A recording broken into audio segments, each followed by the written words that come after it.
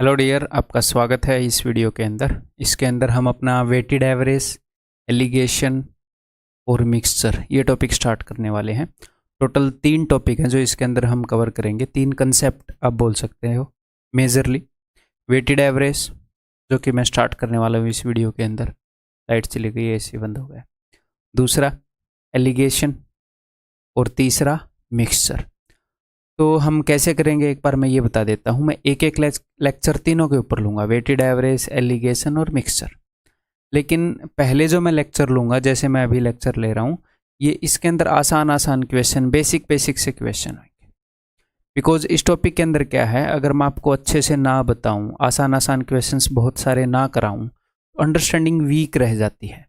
Topic करने के बावजूद बच्चे को ये डाउट रहता है कहाँ पर वेटेड एवरेज लगाऊँ, कहाँ पर एलिगेशन लगाऊँ। बल्कि हर एक क्वेश्चन में आप दोनों लगा सकते हैं। जहाँ पर वेटेड एवरेज लगेगा वहाँ पर एलिगेशन, जहाँ पर एलिगेशन लगेगा वहाँ पर वेटेड एवरेज, है ना। तो पहले हम क्या करेंगे, अपनी अंडरस्टैंडिंग को डेवलप करेंगे। आसान और ठीक ठाक से क्वेश्चन के माध्यम से हम पहले कंसेप्ट को सीखेंगे, वेटेड एवरेज को, फिर एलिगेशन को, फिर मिक्सचर को। उसके बाद मैं आपको मिसलेनियस क्वेश्चंस और प्रैक्टिस क्वेश्चंस की 2 क्लासेस अलग से मैं लूँगा, ताकि बढ़िया बढ़िया हर एक लेवल के क्वेश्चन वहाँ पर हम कंसेप्ट को सीखने के बाद प्रैक्टिस कर पाएँ, ताकि आपका कॉन्फिडेंस बढ़े ना कि घटे। आपको डरा ना दूँ, आपको मजबूत करूँ, ठीक है। तो बहुत ही प्यार से हम आसान आसान क्वेश्चंस करेंगे। ये मत सोचना कि सिर्फ इसी लेवल के मैं लूँगा इस टॉपिक के अंदर, बाद में प्रैक्टिस करेंगे जब बढ़िया बढ़िया हम लेंगे, ठीक है। चलिए जी, तो स्टार्ट करते हैं अपने कंसेप्ट लेक्चर 1 को। वेटेड एवरेज को हिंदी में बोलते हैं भारित औसत, ठीक है। अभी आपको समझ में आ जाएगा मामला क्या है इस टॉपिक का।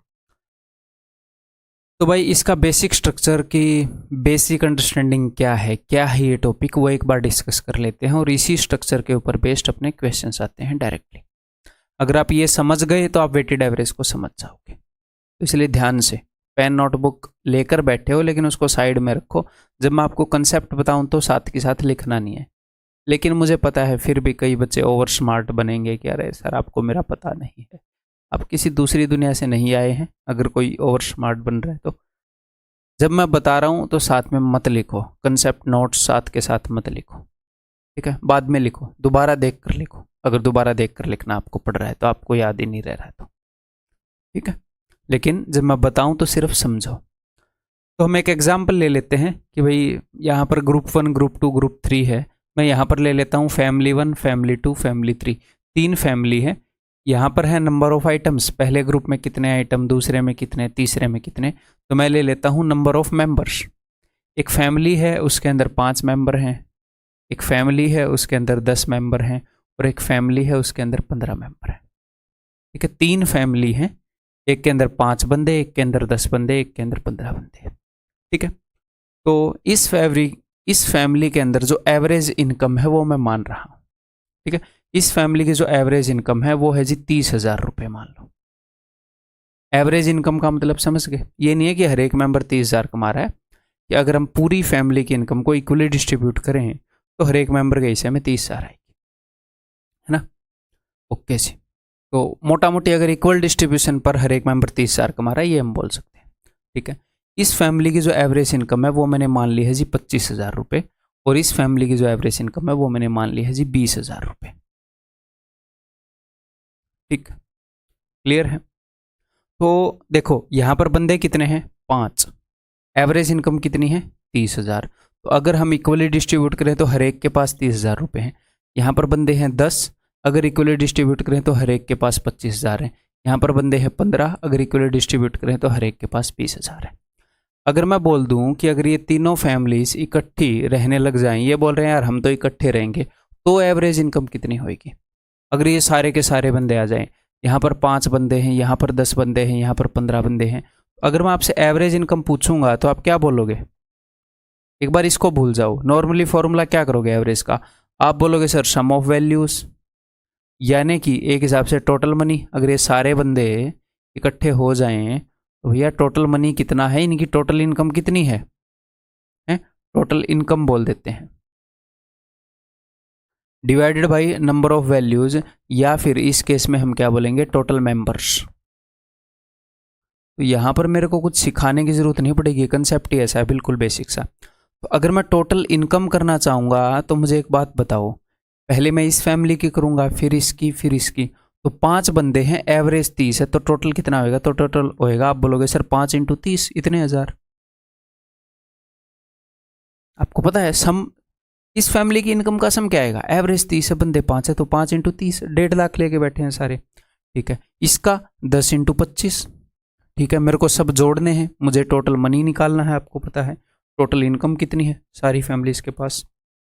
ठीक है, प्लस 15 बंदे हैं, 20,000 एवरेज है, 15 × 20। ठीक है, डिवाइडेड बाई, अब मुझे किससे डिवाइड करना है? मुझे डिवाइड करना है टोटल मेंबर्स से। टोटल सदस्य कितने हैं? अगर ये तीनों फैमिली मिल जाएंगी तो टोटल हो जाएंगे 5 और 10 15 और 15 30 डिवाइडेड बाई 30। या फिर ऐसे ही लिख देता हूं मैं, 5 + 10 + 15। तो ये बेसिक स्ट्रक्चर है मेरे भाई। बताओ इसके अंदर कुछ अलग से कंसेप्ट आपने किया? अब तक हम एवरेज का कंसेप्ट पढ़ रहे थे, एग्जैक्टली वही कंसेप्ट मैंने यहाँ पर लगाया है, बस 3 ग्रुप के ऊपर लगा दिया। मेरे को 3 ग्रुप इकट्ठे करने थे। तो इसका नाम वेटेड एवरेज कैसे पड़ा वो मैं बता देता हूँ। जैसे ये जो ग्रुप है इसके अंदर 5 बंदे हैं, ये जो ग्रुप है इसके अंदर 10 बंदे हैं, तो हम ये कह सकते हैं कि इस ग्रुप के अंदर ज़्यादा वेट है, इसके अंदर ज़्यादा मेंबर हैं, इस ग्रुप के मेंबर एवरेज को ज़्यादा इन्फ्लुएंस करेंगे, इस ग्रुप के मेंबर एवरेज को सबसे ज़्यादा इन्फ्लुएंस करेंगे। अगर मैं इक्वली डिवाइड करूँ इनकम को, इस फैमिली की भी, इसकी भी, इसकी भी, तो सबसे ज़्यादा बंदों के पास कितने हज़ार रुपये होंगे? 20,000। 15 बंदे खड़े होंगे जिनके पास 20,000 रुपये होंगे, 10 बंदों के पास 25,000 होंगे और 5 बंदों के पास 30। वो सबसे ज़्यादा दमदार ग्रुप है, मतलब सबसे ज़्यादा नंबर 20,000 वाले बंदों का है, तो 20,000 के पास जाएगी एवरेज। तो इसको वेटेड एवरेज क्यों बोलते हैं? कि इस ग्रुप में ज़्यादा वेट है, इसमें कम वेट है, वेट के हिसाब से शिफ्ट हो जाएगी। बस इससे ज़्यादा आपको पता होने की ज़रूरत नहीं है नाम क्यों पड़ा। समझ गए क्यों पड़ा? ठीक है, बेसिक स्ट्रक्चर समझ गए। बेसिक स्ट्रक्चर यही होता है कि भाई हम टोटल करते हैं। ठीक है, हम 5 बंदों की एवरेज 30, 5 × 30, 10 बंदों की एवरेज 25, 10 × 25, 15 बंदों की एवरेज 20, 15 × 20। इससे टोटल सम आ जाता है। Divided by total number of members हम डिवाइड कर देते हैं, 5 + 10 + 15। तो देखते हैं क्या बनेगा। तो ये हो जाएगा जी 150 + 250 + 300 डिवाइडेड बाई 30। ठीक है, तो 150 और 250 ये हो जाएगा जी 400 और ये 700 डिवाइडेड बाई 30। अब आप देखोगे ये कितनी हो जाएगी, ये आ जाएगी जी 23 हज़ार, हज़ारों में मामला है तो 23.33 थाउजेंड ऐसे आप बोल सकते हैं। जो भी है ऐसे पॉइंट के अंदर वैल्यू आ जाएगी। समझ में आ गई बात? बिल्कुल बेसिक सी बात। और अब मैं यहाँ पर एक छोटी सी चीज़ आपको और बताना चाहूँगा। आपने ध्यान से यहाँ पर देखनी कि यहाँ पर 2 चीज़ें हैं भाई। एक तो ऐसी चीज़ है जो किस चीज़ को रिप्रेजेंट करती है, यहाँ पर 2 वैल्यूज़ हैं। एक वैल्यू है जो एवरेज को रिप्रेजेंट करती है। ज़रूरी नहीं है एवरेज इनकम की बात होगी, एवरेज वेट की बात हो जाएगी, एवरेज मार्क्स की बात हो जाएगी, किसी भी चीज़ की बात हो जाएगी। अलग अलग फैमिली में किसी भी एवरेज एज की बात हो जाएगी, किसी भी चीज़ की बात हो सकती है। ठीक है, तो एक चीज़ रिप्रेजेंट कर रही है एवरेज को और दूसरी चीज़ रिप्रेजेंट किस चीज़ की को कर रही है? Number of items. एक आइटम्स की एवरेज को, एक आइटम्स के नंबर को, यानी कि उनकी क्वांटिटी को, कि कितने हैं उस ग्रुप में, कितने हैं। कितने बंदे हैं जिनकी इनकम 30,000 है? जी 5 बंदे हैं। कितने बंदे? वो जो गब्बर पूछता था कितने आदमी थे, वो इसी के लिए पूछता था, कितने आदमी थे जिनकी इनकम 25,000 है? जी 10 हुजूर, ऐसे 10 सरकार। ठीक है, क्लियर है? तो एक नंबर रिप्रेजेंट करता है एवरेज को और एक नंबर रिप्रेजेंट करता है किसको? नंबर को। तो आपको एग्जैक्ट नंबर जानना जरूरी नहीं है कि यहाँ पर कितने मेंबर है एग्जैक्टली, यहाँ पर कितने, यहाँ पर कितने। अगर आपको सिर्फ रेशियो भी पता है, मैं रेशियो ले रहा हूँ 5 एकम 5, 5 दूनी 10, 5 तिये 15। यहाँ पर अगर एक मेंबर है तो यहाँ पर 2 मेंबर है, यहाँ पर 3 नंबर है। अगर आपको एग्जैक्टली ये नहीं पता चला कि ग्रुप्स में बंदे कितने हैं, आपको सिर्फ रेशियो पता चल गया, हाँ एवरेज का रेशियो नहीं ले सकते। जो क्वांटिटी एवरेज को, यहाँ पर कई बंदों को ये डाउट होता है इसका रेशियो ले सकता हूँ क्या, इसका रेशियो ले सकता हूँ क्या, आगे क्वेश्चन करेंगे तो आपको भी डाउट होएगा, मैं क्लियर करते चलूंगा। लेकिन पहले बेसिक बात बता दूं कि एक क्वांटिटी रिप्रेजेंट कर रही है एवरेज को, एक रिप्रेजेंट कर रही है नंबर ऑफ आइटम्स। इतनी एवरेज कितनों की है, इतना एवरेज वेट कितनों का है, इतना एवरेज एज कितनों का है, कितनों का, तो वो भी बंदे कितने हैं उसका हम रेशियो ले सकते हैं, उस क्वांटिटी का। ठीक है, तो क्या होएगा देखो ध्यान से, मैंने किया क्या, मैंने 5 से काटा तो एक हिसाब से देखो 5 एकम 5, यही 5 यहाँ पर था, 5 दूनी 10 यहीं पर था, ये 10, 5 से 15 ये यहाँ पर था, और ये जो 5 है ये नीचे भी गया था, 5 एकम 5, 5 दूनी 10, 5 से 15, तो एक हिसाब से हुआ क्या, मैंने इसको ऊपर नीचे 5 से काट दिया। भाई हुआ क्या है, ऊपर नीचे 5 से काट दिया, और क्या किया है, ऊपर नीचे 5 से काट दिया। तो बाद में जो मुझे बड़ी कैलकुलेशन करनी पड़ी वो कैलकुलेशन थोड़ी सी छोटी हो गई। अब यहाँ पर आप देखोगे कैलकुलेशन कितनी छोटी हो जाएगी, 23/1/3 उत्तर आया है। देखो अब आप इसको बिना कुछ ज़्यादा सिरदर्दी के कर पाओगे। रेशियो ले लिया तो 1 × 30 30 प्लस 2 × 25 50 प्लस 3 × 20 60 डिवाइडेड बाई, अब डिवाइड किससे करेंगे, इसी रेशियो से, 1 और 2 और 3 यानी कि 6 से, तो ये आ गया जी 80 140/6 यानी कि 70/3, वही चीज़ आ गई 23/1/3, 23/1/3 हज़ार। क्लियर है, समझ में आ गई बात। तो बेसिक यही स्ट्रक्चर मिलेगा, एक तो आपको दिया जाएगा नंबर ऑफ आइटम्स को रिप्रेजेंट करती हुई वैल्यूज, एक दी जाएगी एवरेज ऑफ आइटम्स, अलग अलग ग्रुप होंगे, उसमें हर एक ग्रुप की अलग अलग एवरेज होगी, अलग अलग नंबर होंगे उसके। ठीक है, अब अगर मैं आपको ये बोल दूं, एक छोटी सी बात बताऊं, अब अगर मैं आपको ये बोल दूं कि मुझे पता नहीं ग्रुप्स में कितने बंदे हैं, और मैं आपको बोल दूं कि 3 ग्रुप हैं, 3 फैमिली हैं, उनकी एवरेज इनकम 30,000 25,000 20,000 है, तो बताओ तीनों फैमिली की मिलाकर कितनी होगी, मैं आपको नंबर ऑफ मेंबर नहीं बता रहा। अब कई बंदे बोल देंगे 25,000, कैसे, क्या पता इसके अंदर 1,00,000 मेंबर हो, इसके अंदर 1 मेंबर हो, इस फैमिली के अंदर 1 करोड़ मेंबर हो, मैथमेटिकली तो पॉसिबल है, वैसे तो 1 करोड़ क्यों होंगे, आप समझ रहे हो।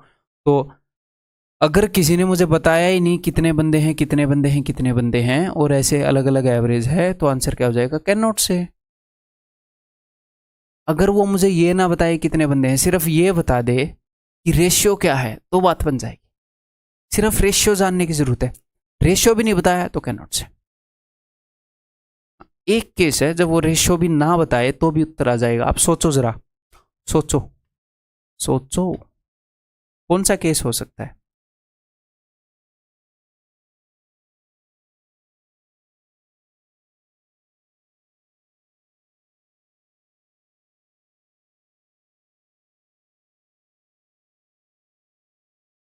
अगर तीनों ग्रुप्स की एवरेज 30,000 हो, तीनों ग्रुप्स की एवरेज सेम हो, कितने भी बंदे हों सबके हाथ में 30,000 है, कितने भी बंदे हो सबके हाथ में 30,000 है, कितने भी बंदे हो सबके हाथ में 30,000 है, फर्क ही नहीं पड़ता, सबको मिला दो सबके हाथ में 30,000 रहेगा।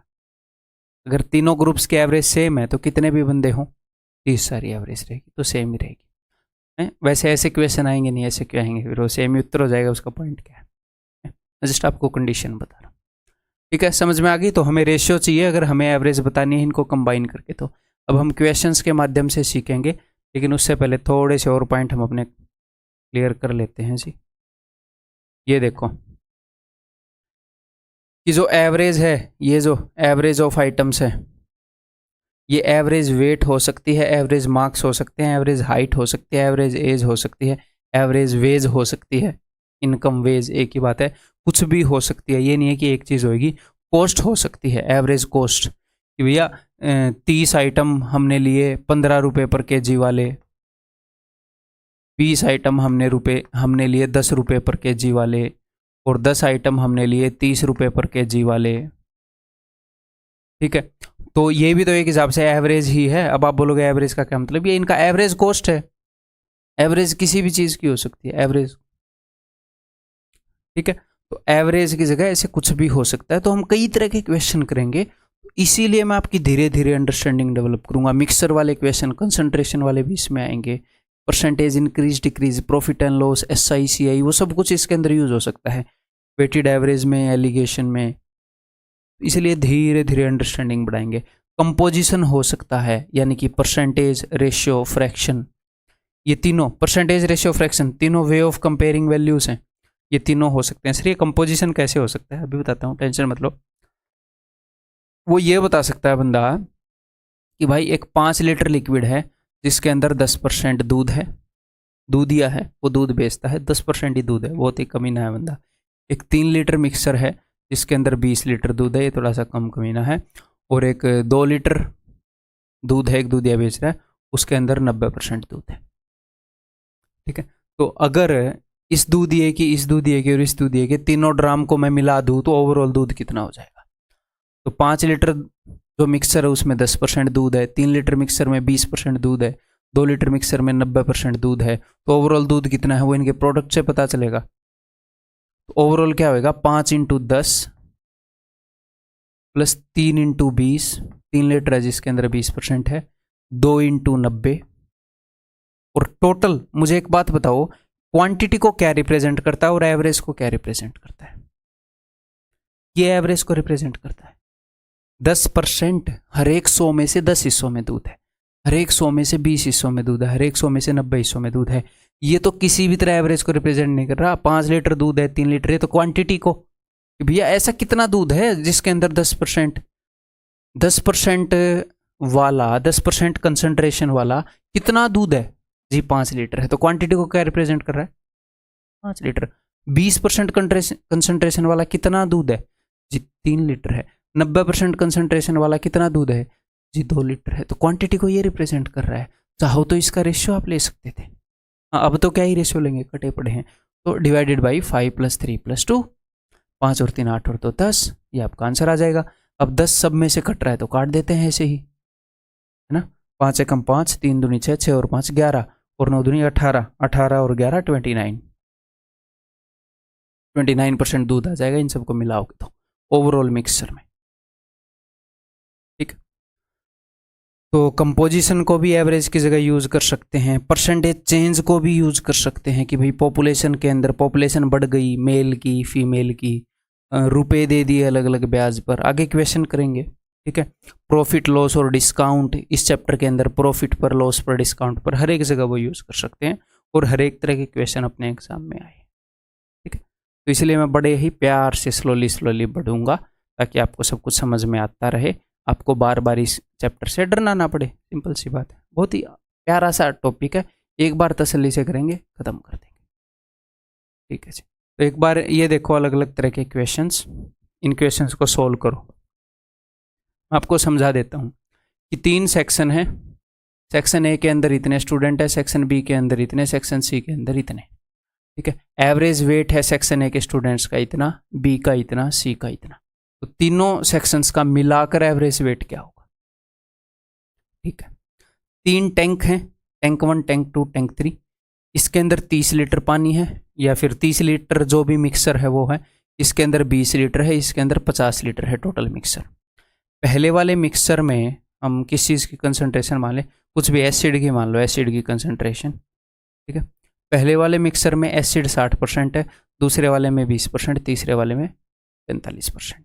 ठीक है, तो तीनों टैंक को अगर मैं इकट्ठा मिलाऊं तो कितना होएगा एसिड? 3 विलेज हैं, विलेज ए, विलेज बी, विलेज सी। पहले वाले विलेज की पॉपुलेशन 10,000, दूसरे वाले की 25,000, तीसरे वाले की 30,000। यहाँ पर क्या हुआ, विलेज ए की पॉपुलेशन 10% बढ़ गई किसी साल में। मान लो पिछले साल इनकी पॉपुलेशन ये थी, फिर विलेज ए की पॉपुलेशन बढ़ गई 10%, इसकी पॉपुलेशन बढ़ गई 20%, इसकी बढ़ गई 30%। सर अगर कभी कभी घट जाए तो कोई दिक्कत नहीं है, ये परसेंटेज चेंज है, परसेंटेज इंक्रीमेंट नहीं है। अगर 20% घट जाएगी तो -20 लिख लेंगे, 1% भी फर्क नहीं आएगा कंसेप्ट में। तो अगर इन तीनों विलेजेस को मैं पॉपुलेशन को मिलाऊं, ओवरऑल कितने का परसेंटेज चेंज देखने को मिला? अगर इनमें इतना इतना परसेंटेज चेंज आया है। तो तीनों क्वेश्चंस को करने की कोशिश की जाए वीडियो को पॉज करके।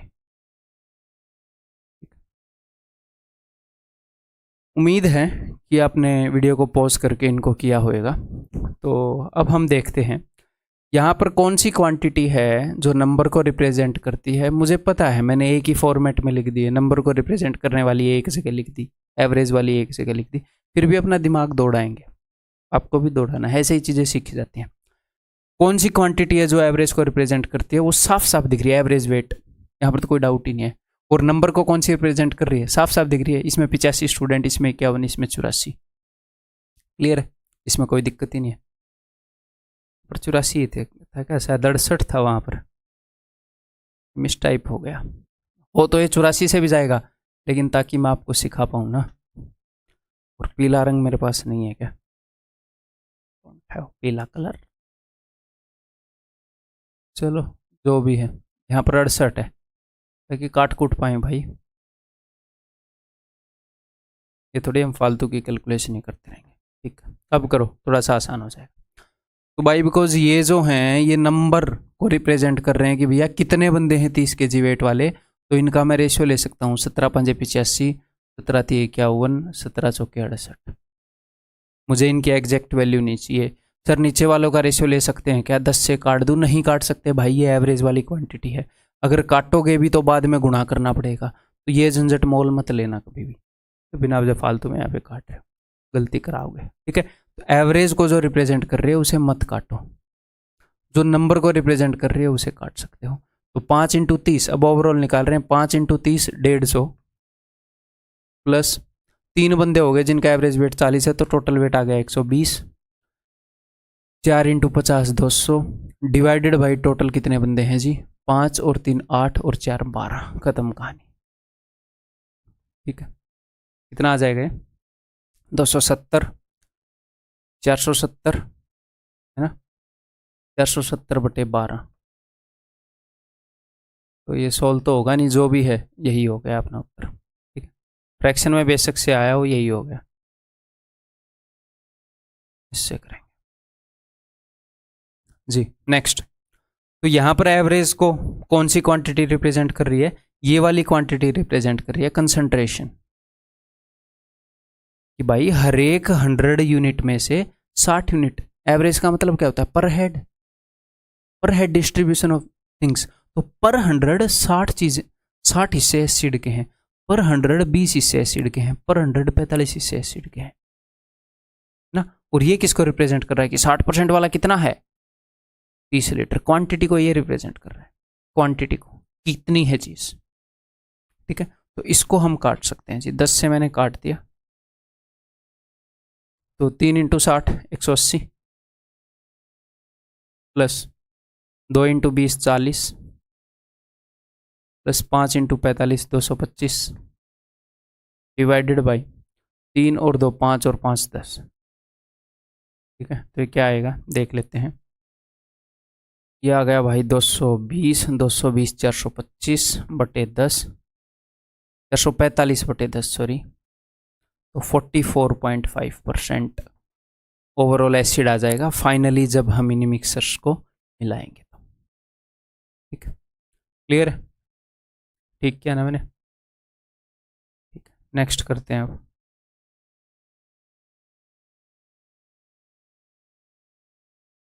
तो भाई पहले वाले विलेज के अंदर इंक्रीमेंट कितना हुआ, इंक्रीमेंट हुआ हर 100 जो जनसंख्या थी उसके ऊपर 10 बढ़ गए, 10 बंदे, अब 100 की जगह 110 हो गए। यहाँ पर 20% का इंक्रीमेंट, यहाँ पर 30% का इंक्रीमेंट, और नंबर को रिप्रेजेंट करने वाली क्या क्वांटिटी है कि भैया यहाँ पर 10,000 बंदे, यहाँ पर 25,000, यहाँ पर 30,000, वो ये है, ठीक है। तो मैं 5 से काट रहा हूँ, 1000 वाला भी मैंने काट दिया, के भी 5 दूनी 10, 5 5 25, 5 6 30, तो 2 × 10 20, 5 × 20 100, ओवरऑल ये चीज आएगी। देखो यहां पर ओवरऑल क्या आया, एवरेज वेट, अगर मैंने तीनों को मिलाया तो एवरेज वेट ये हो जाएगा, अगर मैंने तीनों को मिलाया तो एवरेज कंसंट्रेशन ये हो जाएगी, तो एवरेज वाली क्वांटिटी आ रही है आंसर में। अगर मैंने तीनों विलेजेस को मिलाकर एवरेज परसेंटेज चेंज कितना हुआ वो आएगा तीनों विलेजेस में, इसमें 10% हुआ, इसमें 20%, इसमें 30%, तो मैटर करता है कहाँ पर कितने बंदे हैं। ओवरऑल तीनों विलेजेस को मिलाकर देखो तो अच्छा इतने % का चेंज हुआ, और ये हमने परसेंटेज में भी किया है ये कंसेप्ट, है ना, वेटेड एवरेज का एक रूप, परसेंटेज इंक्रीमेंट डिक्रीमेंट वाला। इस वाले कंसेप्ट के अंदर A = B + C, इस वाले के अंदर हमने किया है परसेंटेज में, अगर आपको ध्यान हो, वेटेड एवरेज ही था वो, ठीक है। तो 5 × 20 6 × 30 180 डिवाइडेड बाई टोटल कितने हैं, 2 और 5 7 और 6 13 13 13 13 जरूर, 201 300/13 जो भी है, डजन मैटर, फ्रैक्शन में आ रहा है बट हमें क्या, ठीक है, 300/13, दैट्स इट। क्लियर है, बेसिक समझ गए, यही है इसका बेसिक। अब हम क्वेश्चंस करेंगे, इसके ऊपर बहुत सारे क्वेश्चंस करेंगे और मोस्टली उनमें से आसान आसान क्वेश्चन ही होंगे। धीरे धीरे बिल्कुल प्यार से लेवल को बढ़ाऊंगा, कन्फ्यूजन नहीं चाहता मैं 1% भी इस टॉपिक के अंदर, क्योंकि इस टॉपिक के अंदर पड़ा कन्फ्यूजन एक तो डर क्रिएट करता है और फिर पता नहीं काफ़ी टाइम तक रह जाता है बच्चों के दिमाग में। The average marks of all the students of class A are 60 and that of all the students of class B. Class A के सारे स्टूडेंट्स का जो एवरेज मार्क्स है वो है जी 60 और क्लास B के सारे स्टूडेंट्स का जो एवरेज मार्क्स है वो है 50। ठीक है, अगर मैं इन दोनों क्लास को मिला दूंगा तो एवरेज कितनी हो जाएगी? कई बच्चे बोलेंगे 55, लेकिन थोड़ी देर पहले मैंने आपको बताई है क्या कि भाई साहब जब तक आपको ये नहीं पता चलेगा कि कौन सी क्लास में कितने स्टूडेंट है तब तक आप नहीं बता सकते। अगर दोनों की एवरेज इक्वल ही हो तो अलग बात है, तो वही आंसर आ जाएगा। उसने बताया है कि इनके अंदर जो स्टूडेंट्स है एटलीस्ट उनका रेशियो ही बता देता, टोटल नंबर नहीं बताया तो नहीं बताया उसने रेशियो, नहीं बता सकते, कैन नॉट से, आंसर इज ऑप्शन डी। ठीक है, ध्यान रखना आगे से, अब ये करो। The average weight of 16 boys in a class, तो 16 बच्चे हैं, ये क्या है नंबर ऑफ स्टूडेंट्स, इनका एवरेज वेट है 51। तो एवरेज को कौन सी क्वांटिटी रिप्रेजेंट कर रही है? ये एवरेज वेट है ये। And that of remaining 8 boys, बाकी के 8 बच्चों का एवरेज वेट कितना है? That is 48 kg। तो देखो ये नंबर को रिप्रेजेंट कर रहा है तो इसको मैं काट दे रहा हूँ, 8 एकम 8, सिर्फ रेशियो एनफ है, 8 दूनी 16। एवरेज वेट देखूँ 2 × 51 यानी कि 102, 1 × 48 डिवाइडेड बाई 2 + 1 3, 150/3 दैट इज 50। बहुत ही बेसिक क्वेश्चन, ठीक, बहुत ही आसान, बहुत ही प्यारा क्वेश्चन।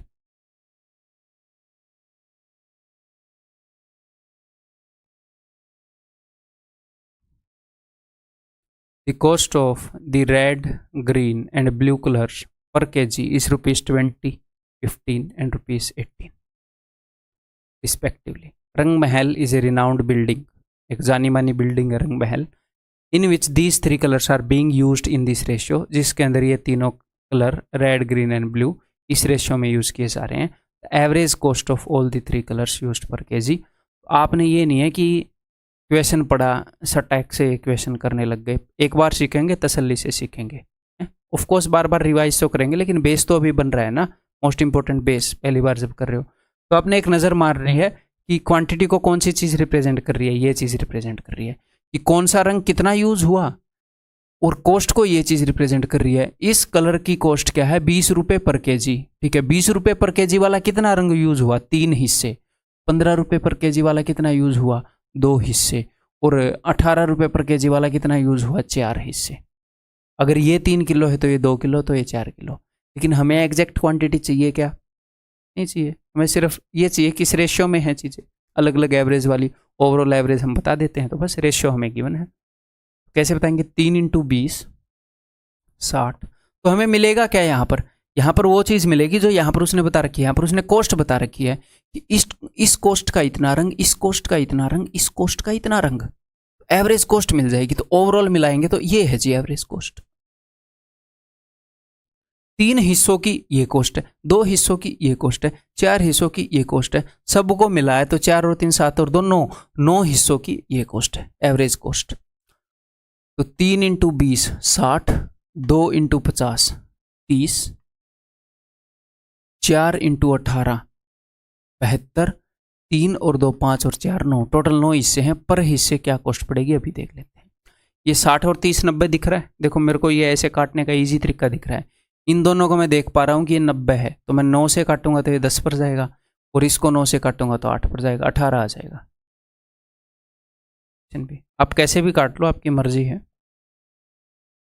ठीक है, धीरे धीरे मैं आपको कैलकुलेशन की भी छोटे मोटे टिप्स जैसे ही मुझे दिखेगी, जैसे ये चीज़ें याद थोड़ी कर सकता हूँ मैं, उस क्वेश्चन में ऐसे होगा, जैसे जैसे दिखेंगी मैं आपको बताता रहूँगा, जैसे मेरा कैलकुलेट करने का दिल करेगा ऐसे ही हम हज़ारों क्वेश्चन करेंगे तो आप कैलकुलेशन सीख जाओगे। अरिथमेटिक और एडवांस मिलाकर 6000 प्लस इक्वेशन बनते हैं, 6000 के करीब इक्वेशन बन जाते हैं। तो इतने 1000 क्वेश्चंस में हर तरह की कैलकुलेशन आप सीख जाओगे, एडवांस की भी, अरिथमेटिक की, अलजेब्रा की, ट्रिग्नोमेट्री की, प्रॉफिट लॉस की, सारी। 3 types of rice whose rates are ₹10, ₹15 और ₹20 are blended together to make a new blend of rice। तो 3 टाइप के राइस हैं, 10 रुपये वाले, 15 रुपये वाले, 20 रुपये वाले, उनको आपस में मिला दिया गया है। और कितने कितने मिलाए हैं?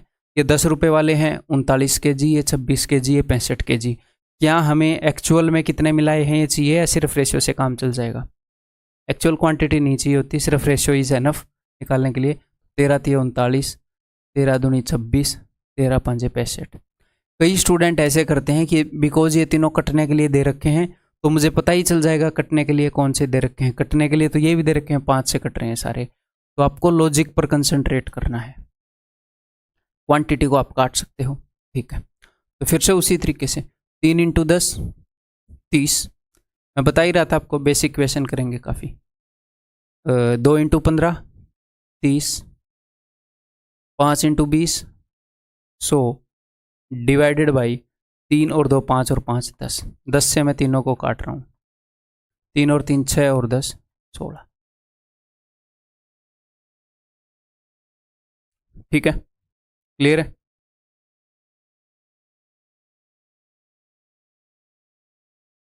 ये बताओ अब की बार क्या आ गई? अब की बार आ गई concentration. 2 mixers containing milk in 30% and 75 concentration are mixed in this ratio. 2 mixer हैं वो इस रेशियो में मिला दिए गए। एक हिस्सा लिया गया उस मिक्सर का जिसके अंदर दूध 30% था और 2 हिस्से लिए गए उस मिक्सर के जिसके अंदर दूध 75% था। तो ये किस क्वांटिटी में मिलाए गए? इस क्वांटिटी में मिलाए गए। अगर ये 1 किलो लिया गया तो ये वाला 2 किलो लिया गया, ठीक है। ये क्वांटिटी को रिप्रेजेंट करती है और कंसंट्रेशन एवरेज को रिप्रेजेंट करती है। भैया कितना दूध है उन्होंने एवरेज? हर 100 में से 30, हर 100 में से 75, ठीक है। 1 × 30 30, 2 × 75 150, डिवाइडेड बाई 1 + 2 3। 3 से अगर आप इनको काटोगे, वैसे तो 180/3 60 दिख ही रहा है, ऑप्शन डी, ठीक है भाई।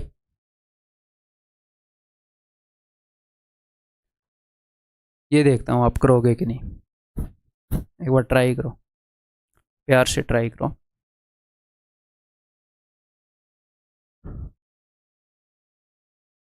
A drink of chocolate and milk contains 8% pure chocolate by volume. एक ड्रिंक है चॉकलेट की और मिल्क की, उसके अंदर चॉकलेट कितनी है? 8% है।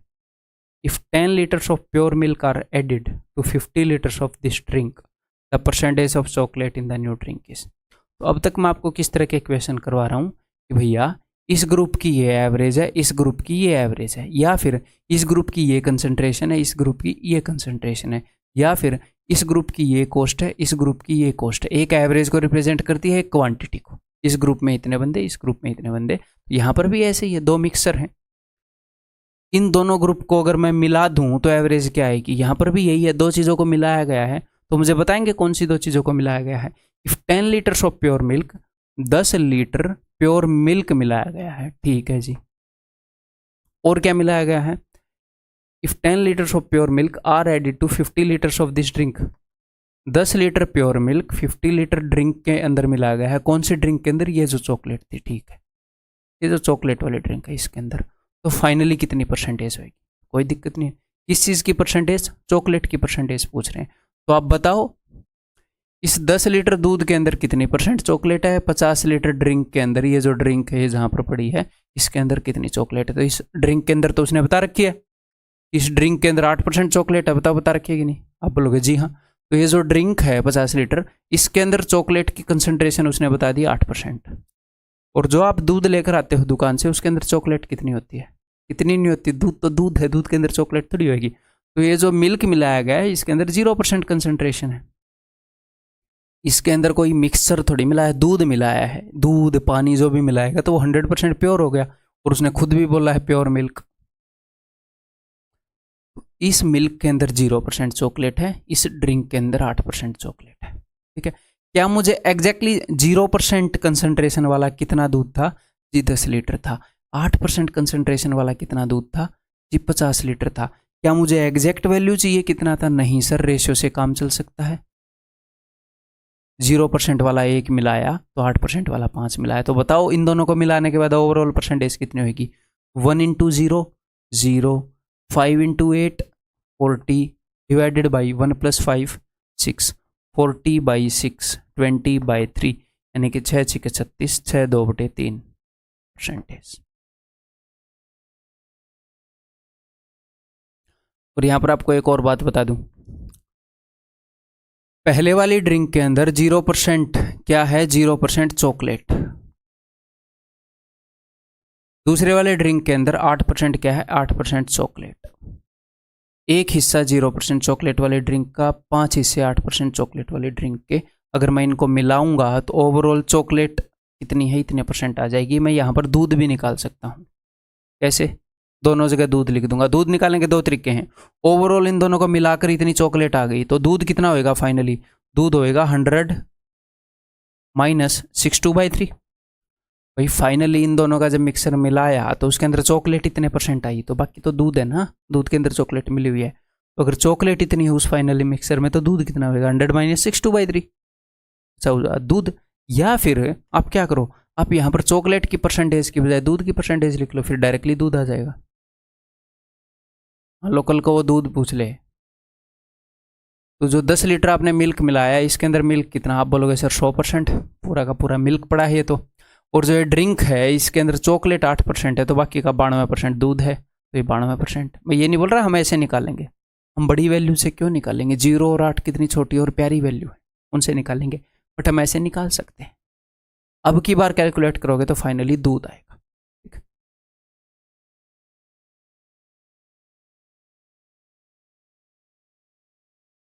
ये बताओ।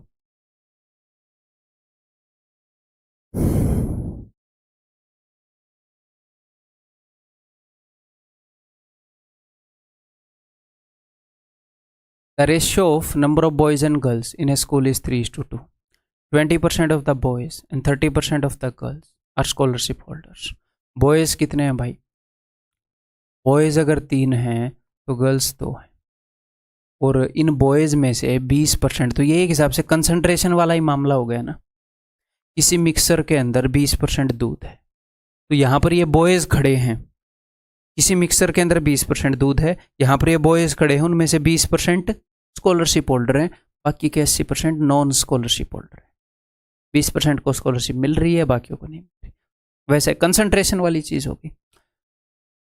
और बॉयज़ 3 हैं तो गर्ल्स 2 हैं, और कितने परसेंट गर्ल्स हैं जो स्कॉलरशिप होल्डर्स हैं? 30%। तो ये क्या है? ये हैं स्कॉलरशिप होल्डर्स। तो फाइनली अगर आप यहाँ पर एग्जैक्टली वैसे ही करोगे तो फाइनली इन दोनों को ओवरऑल मिलाएं, बॉयज़ और गर्ल्स को मिलाकर, यानी कि पूरे स्कूल के अंदर अगर हम देखें, स्कूल की बात चल रही है क्या? चलो जो भी है, सारे स्टूडेंट्स को अगर हम मिलाकर देखें तो फाइनली स्कॉलरशिप होल्डर्स कितने परसेंटेज है वो आ जाएगा। 3 into 20 60 plus 2 into 30 60 divided by 3 plus 2 5, 120/5 24। 24% क्या है? 24% ओवरऑल स्कॉलरशिप होल्डर्स हैं। उसने क्या पूछा है? Find what percent of the students are not scholarship holders. अगर बॉयज़ और गर्ल्स को मिलाकर सारे स्टूडेंट्स के अंदर हमने स्कॉलरशिप होल्डर्स 24% निकाले हैं, तो नॉन स्कॉलरशिप होल्डर्स कितने हो जाएंगे?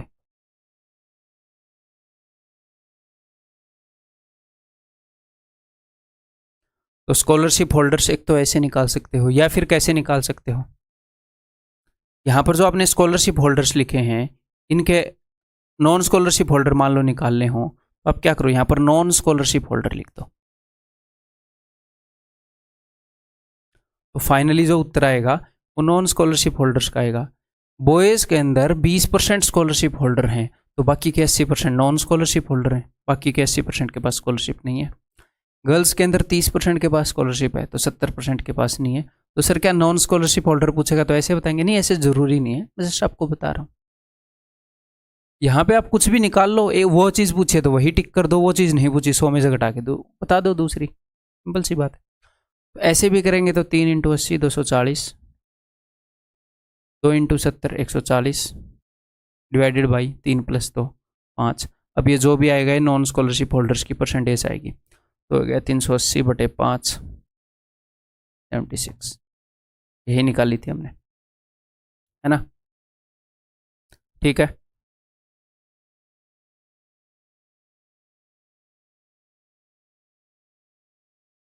The population of a village is 25,000, 1/5 are females and the rest are males. ठीक है, 1/5 फीमेल है, तो यहाँ पर उसने फीमेल और मेल का रेशो बता दिया।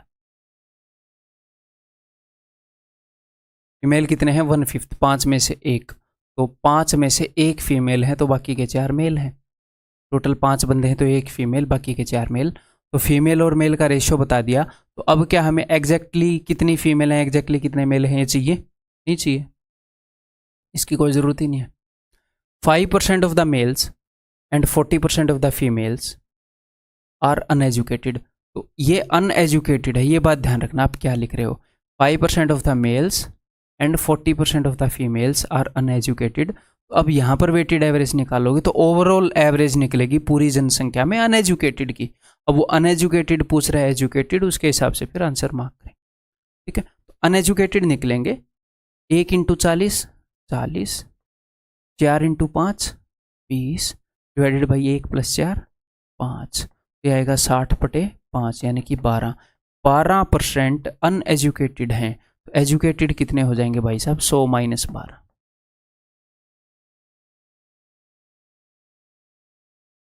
ठीक है जी,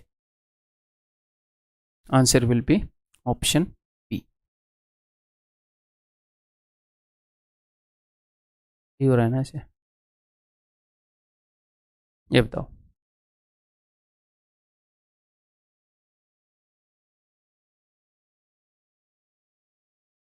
Alloy A contains metal X and Y only in the ratio 5:2 and alloy B contains these metal in this ratio. Alloy C is prepared by mixing A and B in the ratio. ठीक है, इस तरह के question अगर आप बिल्कुल पहली बार देख रहे हैं तो स्टार्टिंग में थोड़े से कंफ्यूज करते हैं, अदरवाइज ये कुछ भी नहीं है। देखते हैं, बड़े ही प्यार से देखेंगे। अलॉय ए के अंदर मेटल X और Y हैं। X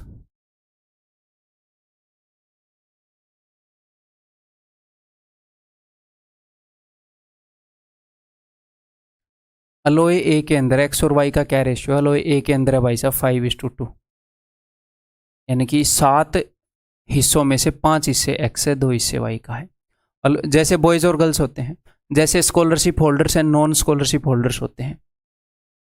भैया बॉयज़ में से इतने स्कॉलरशिप होल्डर हैं, इतने नॉन स्कॉलरशिप होल्डर हैं, इतने ये हैं। गर्ल्स में से स्कॉलरशिप होल्डर, इतने नॉन स्कॉलरशिप होल्डर हैं, ऐसे। अलॉय बी के अंदर 3:4 है X और Y का रेशियो। ठीक है, अगर मैं अलॉय ए और अलॉय बी को 4:5 रेशियो में मिलाऊं तो आपको बताना है कि मेटल X कितना मिलेगा। अलॉय सी बनाई गई है by mixing A and B। इस अलॉय ए और अलॉय बी को मिलाकर अलॉय सी बनाई गई है। ए और बी को किस रेशियो में मिलाया है? 4:5 में। ए और बी को किस रेशियो में मिलाया है? 4:5 में। तो percentage of metal X in alloy C. तो देखो ध्यान से, हमें क्या देखना होता है? ए और बी को 4:5 में मिलाया है, क्लियर? अलॉय ए की कितनी क्वांटिटी मिलाई? 4। अलॉय बी की कितनी क्वांटिटी मिलाई? 5। तो हम ऐसे देखते हैं ना, ऊपर लिखा होता है क्वांटिटी, नीचे लिखा होता है जी एवरेज। एवरेज बोल दो या फिर कंपोजिशन बोल दो, है कंसंट्रेशन बोल दो, कितने परसेंट चीज़ क्या है, कितने परसेंट स्कॉलरशिप होल्डर हैं, इन दोनों की हम गुणा करते हैं। तो क्वांटिटी तो मुझे पता चल गई, मुझे एग्जैक्टली क्वांटिटी नहीं चाहिए, क्वांटिटी का तो रेशियो भी चल जाएगा। तो क्वांटिटी तो मुझे पता चल गई कि अलॉय ए अगर 4 यूनिट मिलानी है तो अलॉय बी 5 यूनिट मिलानी है। ये सिंपल सी बात है। अलॉय ए के अंदर दूध कितना है, पानी कितना है, कंसंट्रेशन रहती है, कंसंट्रेशन। तो ये किस चीज़ के बारे में पूछ रहा है? ये पूछ रहा है X के बारे में। तो मुझे एक बात बताओ, ध्यान से सुनो। अगर मैं आपको ये बता देता कि अलॉय ए के अंदर X जो है वो है 40%, अलॉय बी के अंदर जो है वो है 60%, और इनको मिलाया गया है 4:5 रेशियो में, तो बताओ फाइनली X कितना आएगा? तो आप बता देते 4 × 40 5 × 60 डिवाइडेड बाई 4 + 5 9। एग्जैक्टली सेम काम अभी है। मैं आपको ये बता दूं अलॉय ए के अंदर x 40% है, ये तो मैंने परसेंटेज में बता दिया, या मैं फ्रैक्शन में बता दूं कि 2/5 x है, 40% 2/5 होता है। मैं बता दूं अलॉय बी के अंदर x 60% है, या फ्रैक्शन में बता दूं, तो यहाँ पर उसने फ्रैक्शन में बता रखा है। परसेंटेज के साथ कैलकुलेट करोगे तो उत्तर परसेंटेज में आ जाएगा, फ्रैक्शन के साथ कैलकुलेट करोगे तो उत्तर फ्रैक्शन में आ जाएगा। ये सिंपल सी बात है। यहाँ पर हमें जो चीज़ बताई गई है वो फ्रैक्शन बताई गई है, तो उत्तर भी फ्रैक्शन में आएगा कि x फ्रैक्शन में कितना है। तो देखो अलॉय ए की अगर 4 यूनिट मिलाई गई तो अलॉय बी की 5 यूनिट मिलाई गई है। 4 यूनिट ये जो मिलाई गई है अलॉय ए की, अलॉय ए में x कितना है, मैं बोलूँगा x है अलॉय ए के अंदर 5/7, 7 में से 5। फ्रैक्शन यूज कर रहे हैं, ठीक है। अलॉय बी की 5 यूनिट मिलाई गई हैं। अलॉय बी के अंदर x कितना है, इसके अंदर x है भाई 3/7, टोटल 7 में से 3, डिवाइडेड बाई 4 हिस्से अलॉय ए के मिलाए जिसमें 5/7 है x की कंसंट्रेशन, 5 हिस्से बी के मिलाए तो टोटल 4 और 5 9, 9 से डिवाइड करेंगे, ऐसे ही डिवाइड करते हैं 4 और 5 9, बस ये आप सोल्व कर लोगे, ठीक है।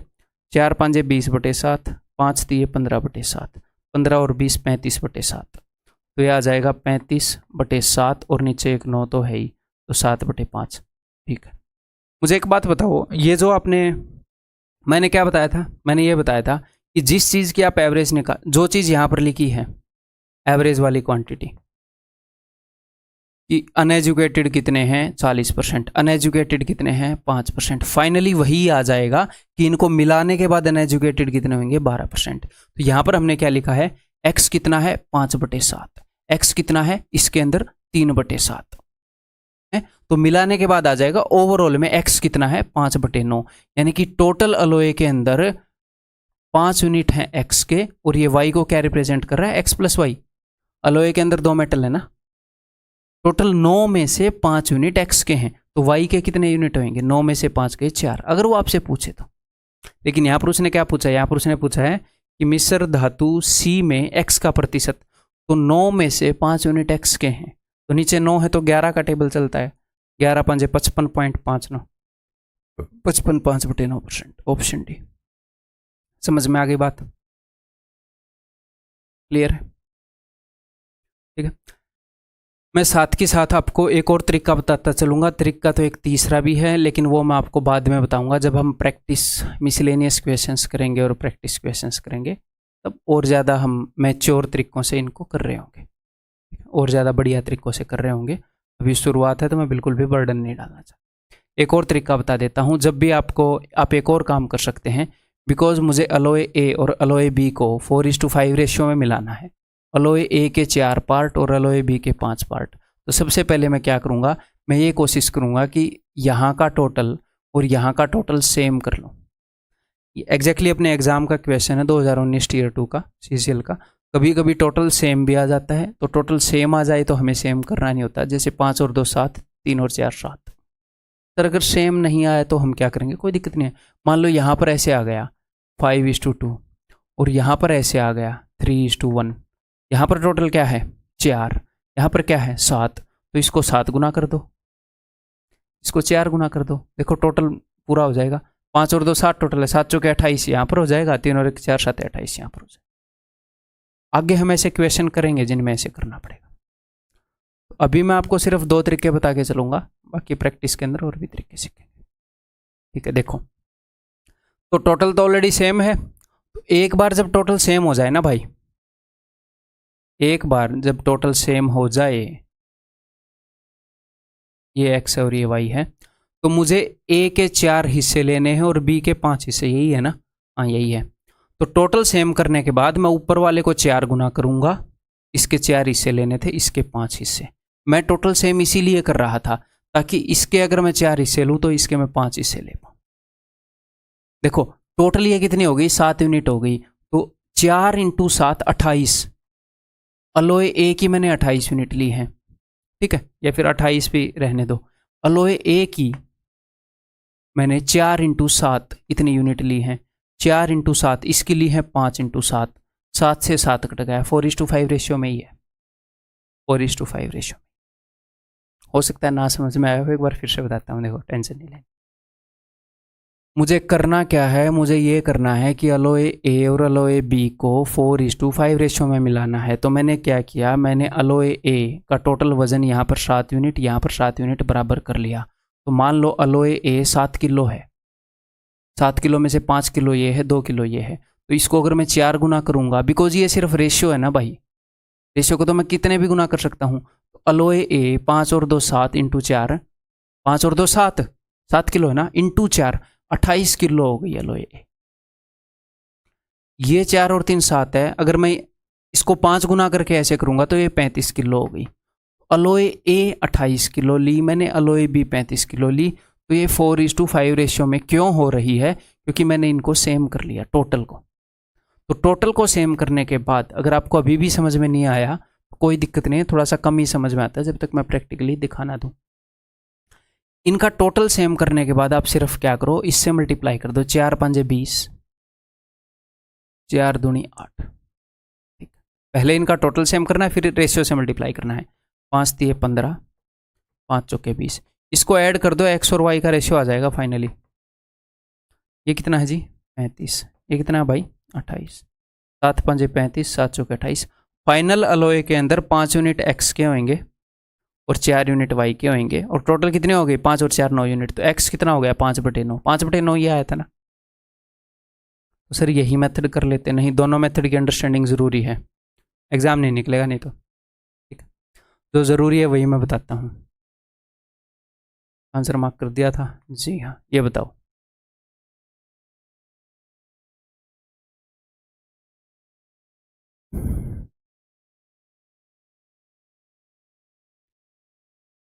There are 3 containers of equal capacity. The ratio of sulfuric acid to water in the first container is 3:2, and that in the second container is 7:3, and that in the third container is 11:4. तो क्या बताया इन्होंने, sulphuric acid और water का ratio बता दिया, 3 container हैं। ठीक है, if all the liquids are mix together then the ratio of sulphuric acid to water in the mixer will be. दोनों तरीके से बताऊंगा है, ठीक है, दोनों की अंडरस्टैंडिंग ज़रूरी है, चाहे कोई लेंदी हो कोई छोटा हो, अंडरस्टैंडिंग दोनों की ज़रूरी है। तो देख लो अब ध्यान से। ठीक है, तो इसने ये बताया है क्या, इसने क्या बताया, 3 कंटेनर है, इसने बताया है कि किस रेशियो में मिलाना है, या क्वांटिटी, पहला कंटेनर कितना, दूसरा कितना, तीसरा कितना। रेशियो तो इसने बता दिया कि इसमें इतना सल्फ्यूरिक एसिड है, इसमें इतना वाटर, इतना सल्फ्यूरिक एसिड इतना वाटर। ठीक है, क्वांटिटी इसने बता रखा है 3 कंटेनर्स ऑफ इक्वल कैपेसिटी, तीनों बराबर हैं, यानी कि ये जो मिलाया है, ये जो मिलाया है, ये जो मिलाया है, बराबर बराबर मिलाए हैं। 3:2 रेशियो वाला जो कंटेनर है वो 7:3 वाला जो कंटेनर है जिसके अंदर 7:3 कंसंट्रेशन है, जिसके अंदर 11:4 कंसंट्रेशन है, ये तीनों बराबर मात्रा में मिलाए गए हैं। तीनों कंटेनर्स का साइज सेम है। क्वांटिटी, कितनी क्वांटिटी मिलाए, बराबर मात्रा में मिलाए। किस रेशियो में मिलाए, 1:1:1 बराबर मात्रा में मिलाए। ठीक है, 3 कंटेनर हैं, तीनों की क्वांटिटी सेम है और तीनों कंटेनर को मिलाया। इनके अंदर अलग अलग कंसंट्रेशन है सल्फ्यूरिक एसिड और वाटर की। ठीक है, फाइनली मुझे क्या बताना है, if all the liquids are mix together then the ratio of sulphuric acid to water.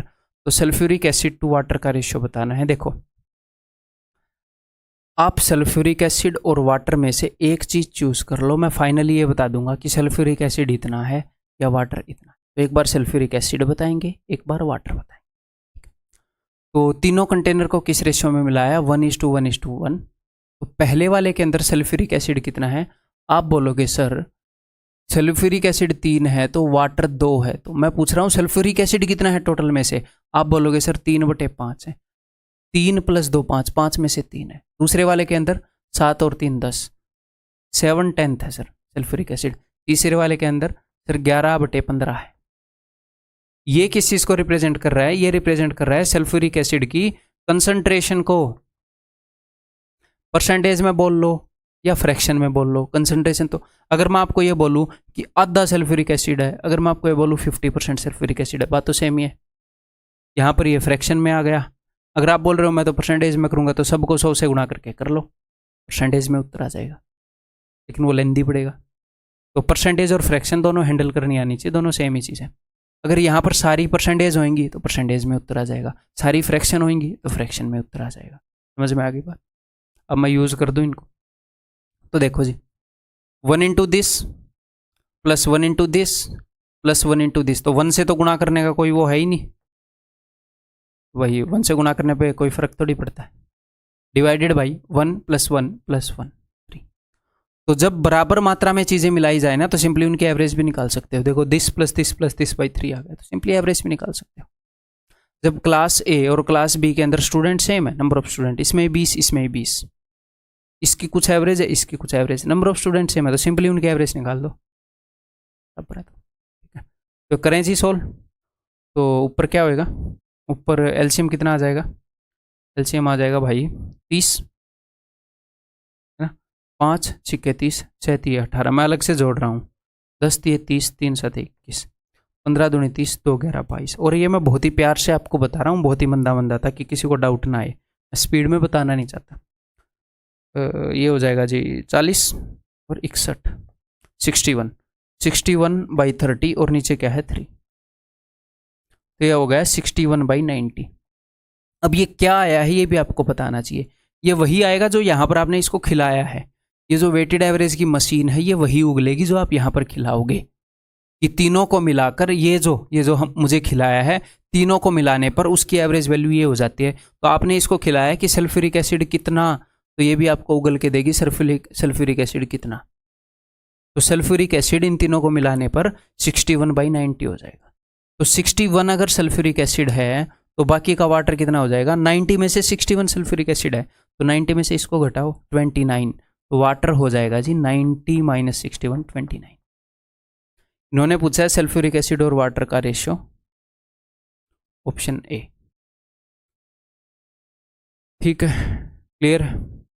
अब की बार मैंने यहाँ पर सल्फ्यूरिक एसिड फीड किया तो मुझे सल्फ्यूरिक एसिड मिल गया, वाटर फीड करके देखें।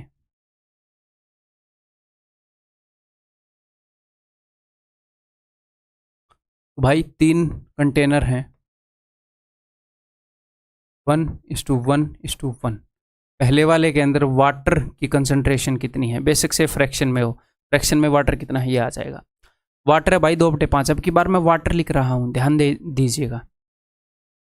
3 और 2 5, 5 में से 2 है पानी, 7 और 3 10 में से 3 है पानी, यानी कि 3 आउट ऑफ 10। 15 में से 4 है पानी। तो सर एग्जाम में हम क्या करेंगे, एग्जाम में जिसकी वैल्यू छोटी निकले वो निकाल लिया करो, जिसकी आपको छोटी लगे। 4 3 और 2 छोटे हैं 3 7 और 11 से, 2 बड़ी हो 1 छोटी हो, इतना दिमाग नहीं लगाना, सीधे निकाल लो और आगे बढ़ो। ठीक है, इन छोटी छोटी चीज़ों से इतना फर्क नहीं पड़ता। ठीक है, तो 1 into this 1 into this 1 into this divided by 1 + 1 + 1, यानी कि इन सब की एवरेज 2/5। तो मैं क्या करूँ, मैं सीधी एवरेज ही निकाल लूँ, क्यों इतना टंटा करना।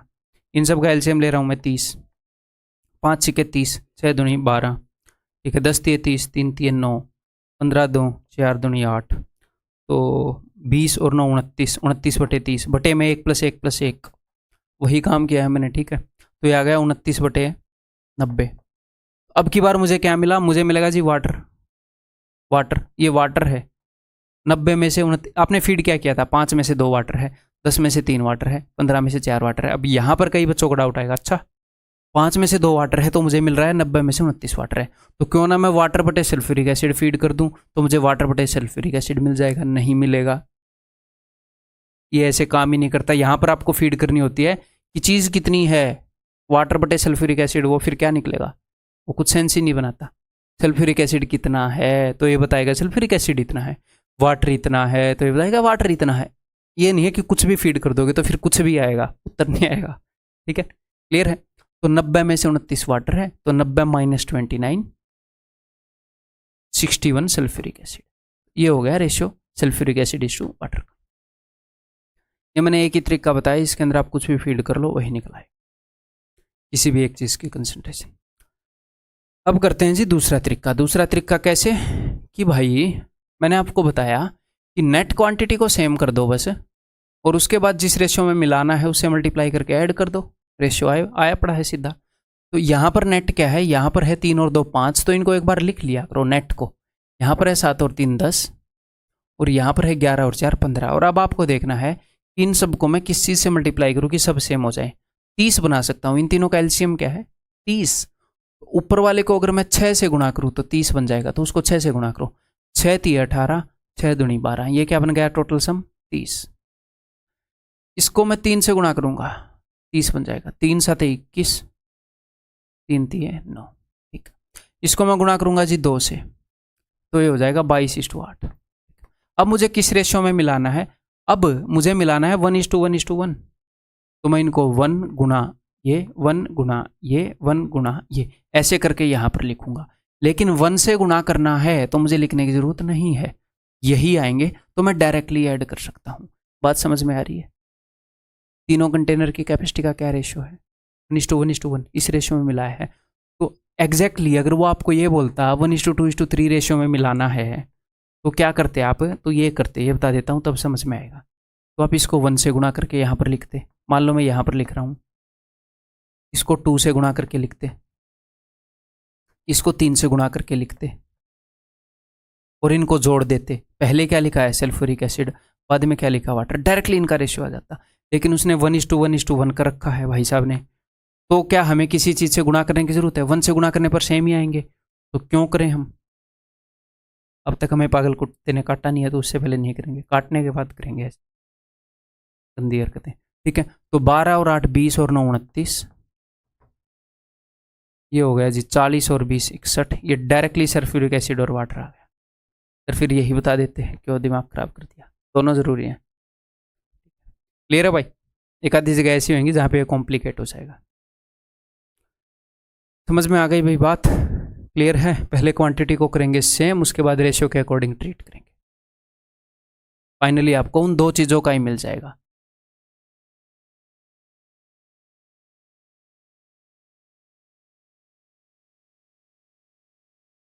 ये बताओ, दोनों तरीकों से करेंगे।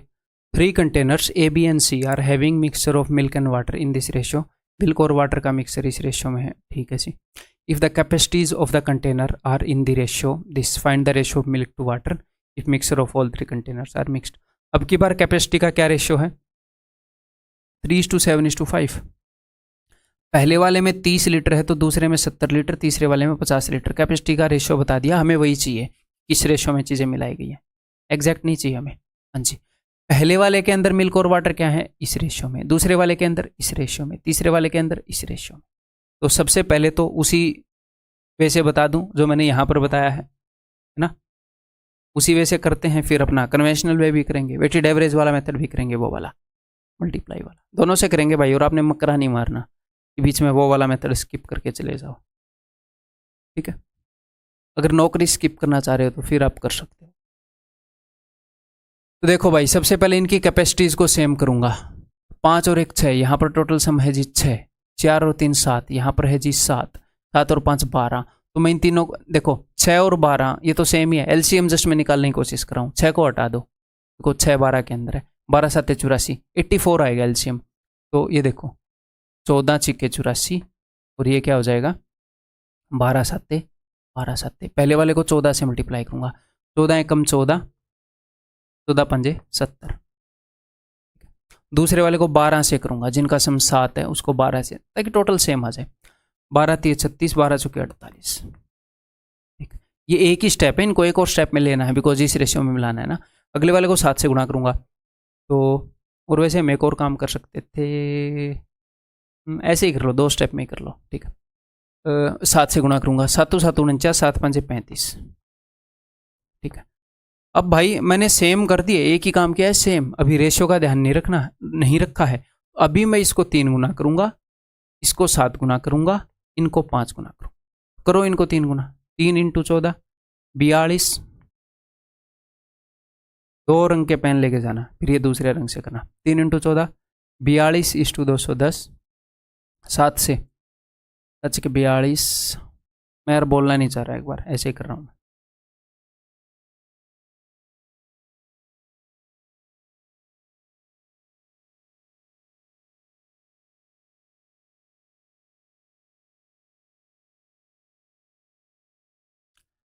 मैंने इनको इक्वल कर दिया था, जी हाँ सर। मैंने रेशियो का ध्यान रख दिया, मल्टीप्लाई कर दिया, जी हाँ सर। अब आपका उत्तर आने वाला है, ठीक है। 6 और 5,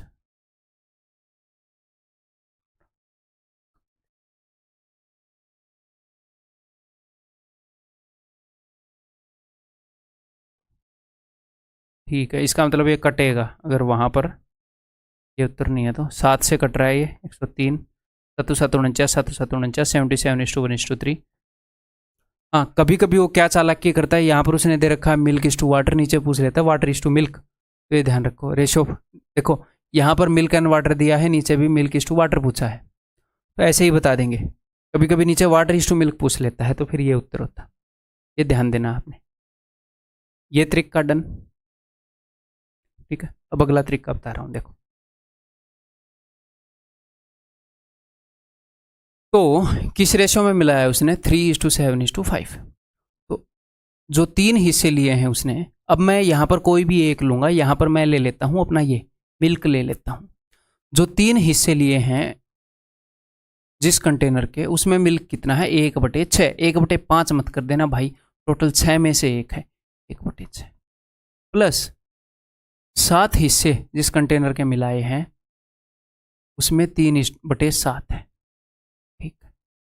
प्लस 5 हिस्से जिसके मिलाए हैं उसमें 7/12। और एक ही चीज़ लेना, मैं मिल्क ले रहा हूँ हर एक जगह, ये नहीं है कि बीच में वाटर ले लो, ठीक। क्लियर। डिवाइडेड बाई टोटल कितने हिस्से हो गए, 7 और 3 10 और 5 15। और आपको एक बात पता है, इन 15 को हम साथ के साथ यहाँ पर भी लिख सकते हैं, लेकिन वो प्रैक्टिस में मैं आपको करवाना स्टार्ट करूँगा, अभी हम बेसिक से कर रहे हैं, ठीक है। तो भाई चलिए इसको सॉल्व करते हैं, ठीक है। यह आ गया 1/2, यह आ गया 3, यह आ गया 7 5 35/12। बिकॉज नीचे 12 हैं तो ऊपर क्यों ना मैं 6 से ऊपर और नीचे मल्टीप्लाई कर दूँ। आप बोलोगे सर बहुत इंटेलिजेंट हो आप, थैंक्स। तो नीचे 6 दूनी 12 आ गया, ऊपर आ गया 6। और ये क्या है, 7 और 7 5 35, 35 और 6 41/12। मैंने इन दोनों को जोड़ दिया, प्लस में क्या है 3।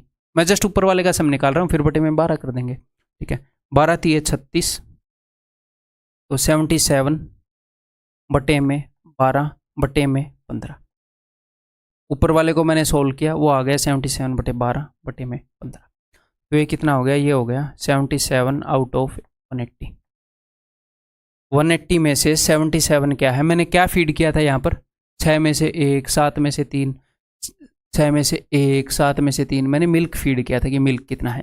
तो यहाँ पर आ रहा है कि भैया मिल्क कितना है 77, 180 में से वाटर कितना है 180 माइनस 77 103। तो रेशियो कितना है, ऑप्शन है, ठीक है। क्लियर है भाई, are you getting me.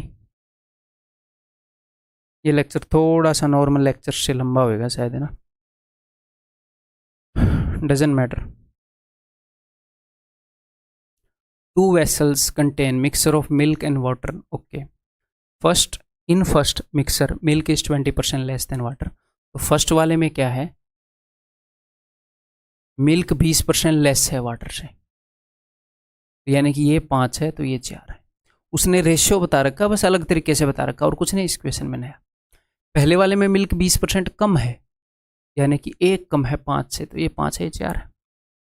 And in second mixer water is 63.63।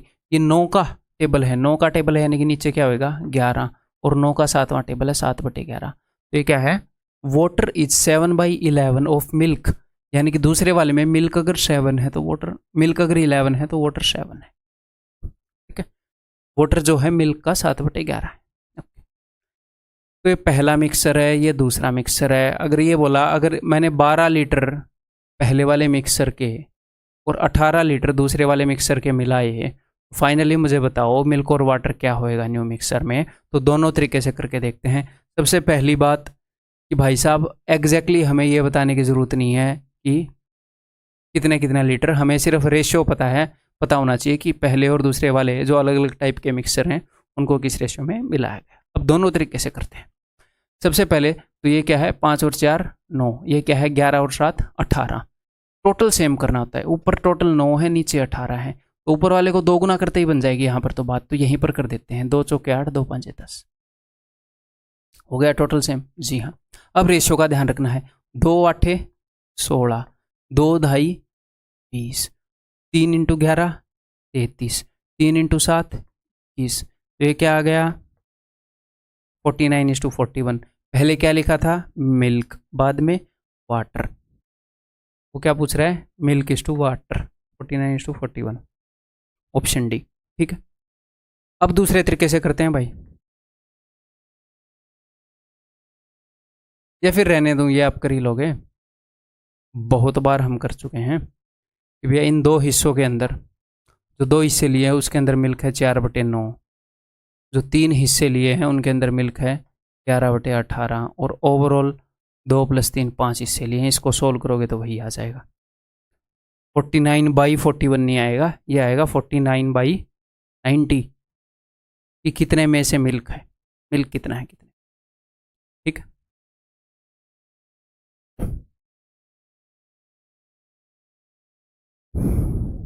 ये बताओ, आज आपको लग रहा होगा मैं थोड़ा अनईजी हूँ। जब लेक्चर स्टार्ट किया ना, मैंने बोला था तभी लाइट चली गई, एसी बंद हो गया, और स्टूडियो के अंदर आपको पता नहीं है शायद, अगर आपने देखा नहीं है तो काफ़ी लाइट्स होती हैं स्टूडियो के अंदर, हैं तभी चमक रहे होते हैं लोग ऐसे, वो बहुत ज़्यादा गर्मी क्रिएट करती है। ब्लड टाइट हो गया, बट लेक्चर तो पूरा शांति से पूरा लेंगे बट मज़े नहीं आ रहे बस थोड़े से खड़े होने में, लेक्चर में तो आ ही रहे। बताओ, 3 vessels whose capacities are in ratio 3:2:4 are completely filled with milk, mixed with water। अच्छा, दूध और पानी मिला हुआ है, इस रेशियो में फिल कर दिए हैं 3 vessel. The ratio of milk to water in the 3 vessels, तो मिल्क टू वाटर का रेशियो सब में बता दिया। हाँ बोलोगे जी बहुत बढ़िया।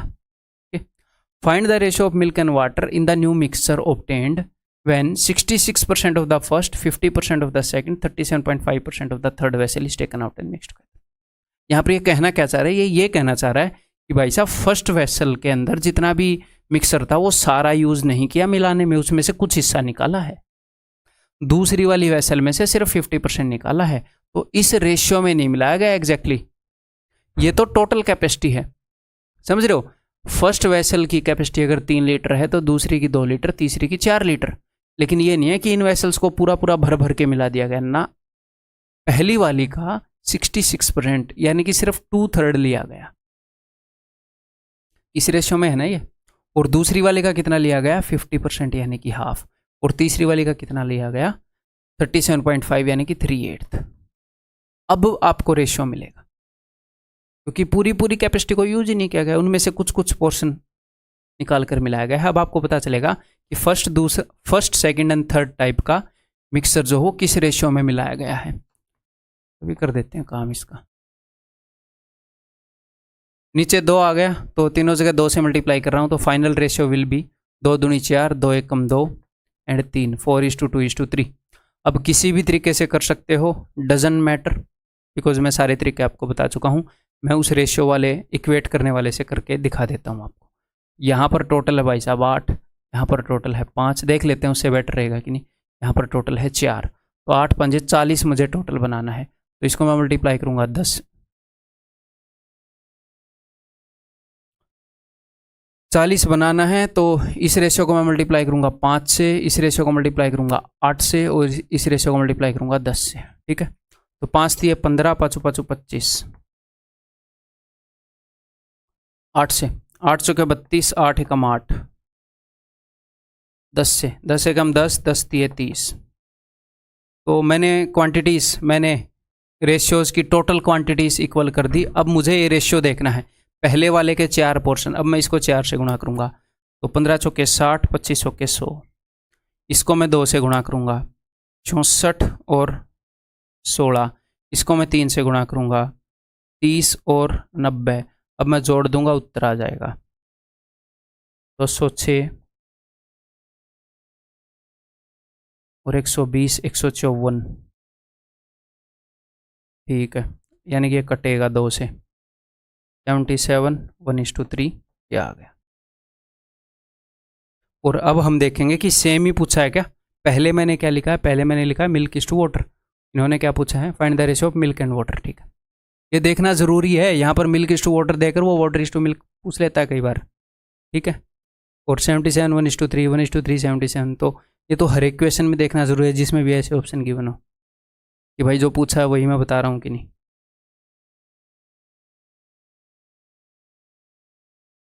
ये बताओ, किसी छात्र के 3 विषयों में 60%, 68% और 70% अंक आए, उसका कुल प्रतिशत ज्ञात करो। ये उसका फर्स्ट सब्जेक्ट है, ये उसका सेकंड सब्जेक्ट है, ये उसका थर्ड सब्जेक्ट है। इसमें उसके 60% आए, ठीक है जी। इसमें उसके 70% आए, ठीक है जी। इसमें उसके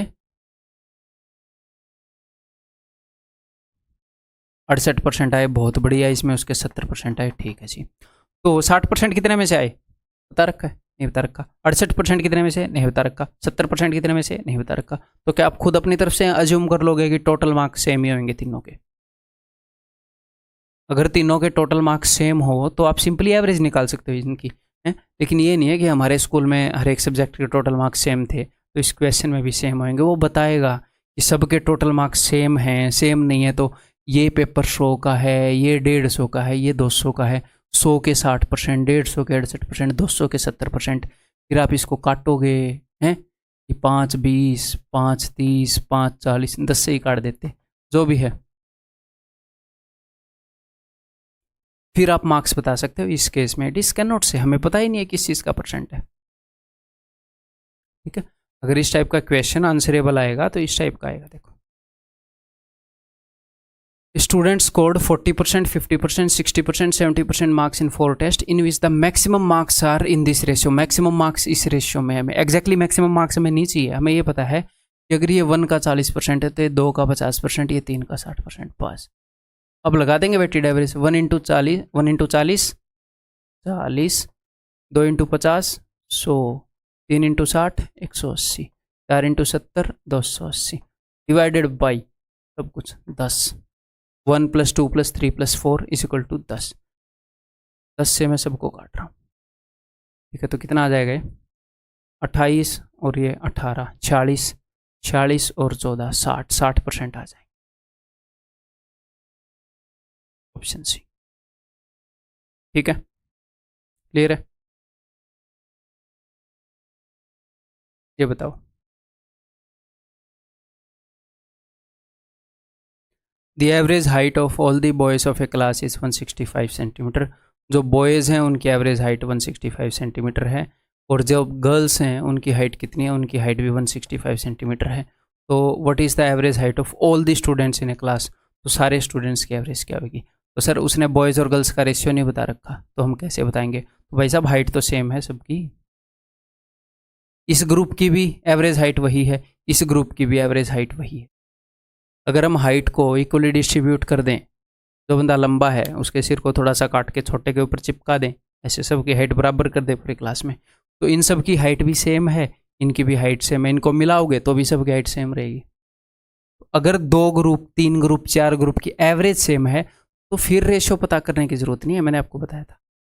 तो वही आएगी। तो यहाँ पर कैन नॉट से नहीं आएगा,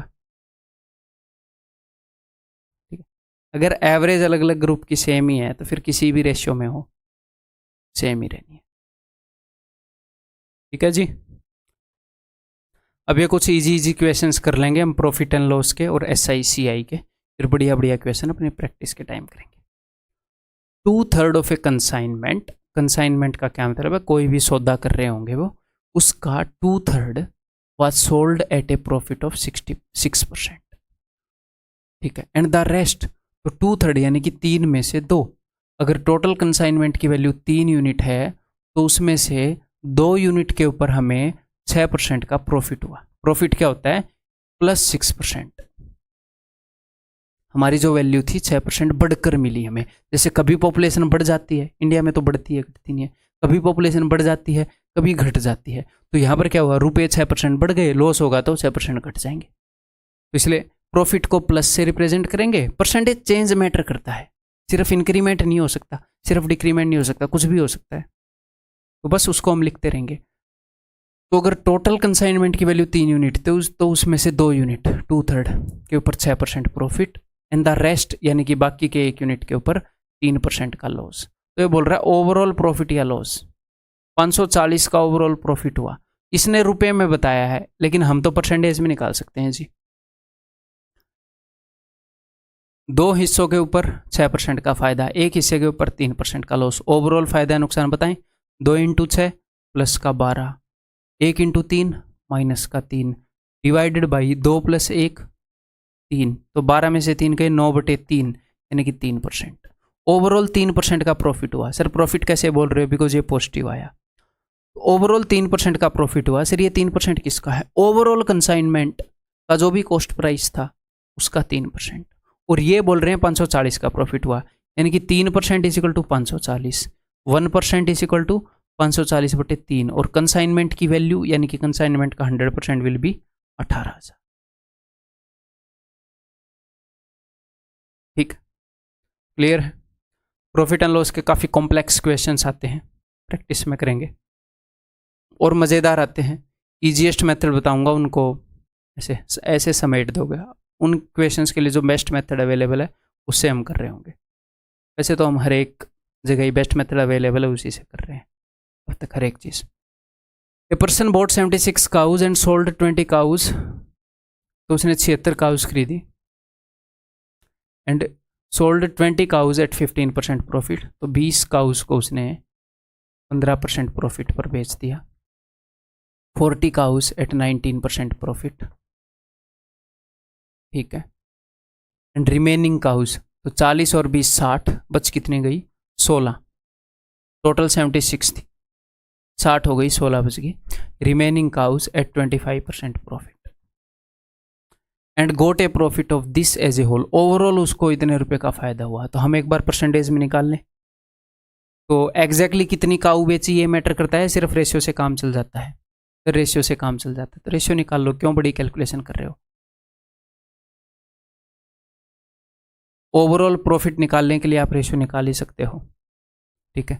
तो 5 इंटू 15 75, 10 इंटू 19 190, 4 इंटू 25 100 बटे में 19, ठीक है। तो ये कितना हो जाएगा भाई, फ्रैक्शन में आएगा ये ना।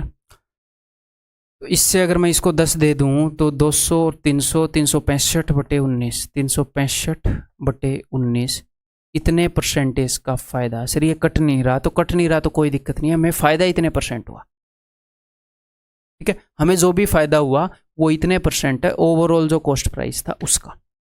इसका कॉस्ट प्राइस जितनी भी गाय थी, जो भी पूरा सौदा हुआ है, ये पूरा लेन देन कितनी गायों का हुआ है, ये पूरा लेन देन 76 गायों का हुआ है। तो उस पूरे लेन देन के अंदर ओवरऑल हमें इतना प्रॉफिट मिला। 20 गायों के लेन देन में इतना मिला था, 40 के में इतना, 16 के में इतना, सबका मिला के हमें इतने परसेंट प्रॉफिट हुआ। ये बोल रहे हैं भाई इतना प्रॉफिट हुआ, अच्छा तो इसका मतलब इतने परसेंट की वैल्यू ये है। तो 1% की वैल्यू क्या होगी? तो 1% की वैल्यू हो जाएगी किसका? 1%, जो भी पूरा सौदा हुआ है, अरे 76 गायों का, जो भी 76 गायों का कॉस्ट प्राइस है उसके इतने परसेंट की वो वैल्यू है। तो 1% की वैल्यू क्या होगी?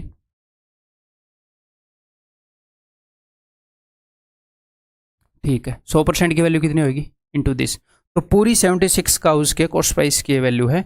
अब ये पूछ रहे एक गाय का कॉस्ट प्राइस बताओ, तो डिवाइड कर दो 76, कम बात। अब इसको सॉल्व करो, 19 से कम 19, 1900 के 76, कैसे कटेगा ये कटेंगे किसी न किसी से। अगर मैं इसको 5 से काट दूं तो 5 7 35, ठीक है। ऊपर वाला भी 5 से कट रहा है, ठीक है। ये कट रहा है 73 से, 7 से 9 पर जाएगा, 9 30 27 9, हाँ जी ये 9 पर जा रहा है, ठीक है। तो 4 से इसको काट देते हैं, 4 5 20, 9 5 45, 450 should be the answer. Clear है? अंडरस्टैंडिंग बिल्ड कर लो अपनी, फिर इसको और मजबूत करेंगे। Mister Gupta deposited ₹3,000 in a bank at 10% per annum and ₹5,000 in another bank at 8% per annum. The rate of interest on the whole sum is. देखो उसने 3,000 रुपये जो कहीं पर रखे हैं वो बढ़ रहे हैं 10% के हिसाब से हर साल, और जो 5,000 रुपये रखे हैं, रेट का क्या मतलब है? मुझे एक बात बताओ, रेट का मतलब है कि हर साल भाई कितने परसेंट ब्याज मिल रहा है, हर साल इसका रुपया कितने परसेंट बढ़ रहा है। 3,000 रुपये के ऊपर ब्याज लग रहा है 10% के हिसाब से, 5,000 के ऊपर 8% के हिसाब से। ये बोल रहा ओवरऑल रेट क्या है, तो हमें ओवरऑल रुपये नहीं चाहिए, सिर्फ रेशियो चाहिए। कि 10% पर कितना माल रखा, 3 यूनिट, 8% पर कितना रखा, 5 यूनिट। ठीक है, तो 3 इंटू 10 30, 5 इंटू 8 40, डिवाइडेड बाई 5 और 3 8, तो 70/8 बोले तो 8 8 64, 6/8 यानी कि 3/4, 8 3/4%। ठीक है जी, बहुत ज़्यादा क्वेश्चन नहीं रहते, अभी थोड़े ही रहते हैं। शांति बनाए रखो, कुछ लोगों को ये लगने लगा होगा कि लंबा हो गया लंबा हो गया, आधे लेक्चर लंबे भी हो जाते हैं, कोई दिक्कत नहीं है। A person invested 2/3 of his capital eight 3% per annum 1/6 eight 6, वही ब्याज वाला क्वेश्चन आ गया, इतनी कैपिटल पर इतना ब्याज, इतनी कैपिटल पर इतना ब्याज। देखो ये बोल रहे हैं 1/6, फिर बोल रहे हैं ये 2/3, तो कोई ऐसी वैल्यू लो जो 6 से भी डिविजिबल हो, 3 से भी डिविजिबल हो। तो हमने ले ली भाई साहब 6 यूनिट, कि टोटल उसकी जो कैपिटल है वो 6 यूनिट है। तो 6 यूनिट का 2/3 क्या होएगा, आप बोलोगे सर इसका 2/3 करना एक बार, 3 दूनी 6, 2 दूनी 4, हाँ 4 यूनिट के ऊपर उसको ब्याज कितना मिल रहा है, 3%। 1/6, तो इसका 1/6 क्या है, 1 यूनिट, 1 यूनिट के ऊपर कितना मिल रहा है, 6%। एंड द रिमेनिंग, तो 4 और 1 5, रिमेनिंग कितनी होगी, 6 में से 5 के 1 बच गई, उसके ऊपर इसको ब्याज मिल रहा है 12%। ओवरऑल ब्याज कितने परसेंट मिला, आप बता सकते हो? जी हाँ बिल्कुल बता सकते हैं, उसने रुपए में बताया तो हम कैपिटल बता देंगे। तो ओवरऑल ब्याज कितने परसेंट है अभी बताते हैं। 4 तिये 12, 1 छिक्के 6। मुझे पता है कि इसको अगर हम फ्रैक्शन से करेंगे तो बहुत ही ईजिली हो जाएगा, मैं अभी फ्रैक्शन आपको यूज़ करनी नहीं सिखा रहा। अगर किसी बंदे ने पहले वेटेड एवरेज पढ़ा और उसको लग रहा हो फ्रैक्शन से कर लो, आगे बताऊंगा और फ्रैक्शन का बेस्ट यूज़ बताऊंगा जो आपने कहीं पर भी नहीं देखा। 1 इंटू 12, ठीक है, 4 और 1 5 और 1 6, टोटल 6 यूनिट है। तो अगर मैं 6 से काट दूं, ओवरऑल 5% ब्याज बन रहा है। ओवरऑल उसको जो ब्याज मिला है वो 5% है। 5% किसका, जितनी भी उसने कैपिटल लगाई, और रुपए में उसको मिल रहा है 25%। अगर 5% की वैल्यू 25 है तो 1% की वैल्यू क्या है, 25/5, और 100% की वैल्यू क्या है, ये यानी कि 500। ठीक है जी,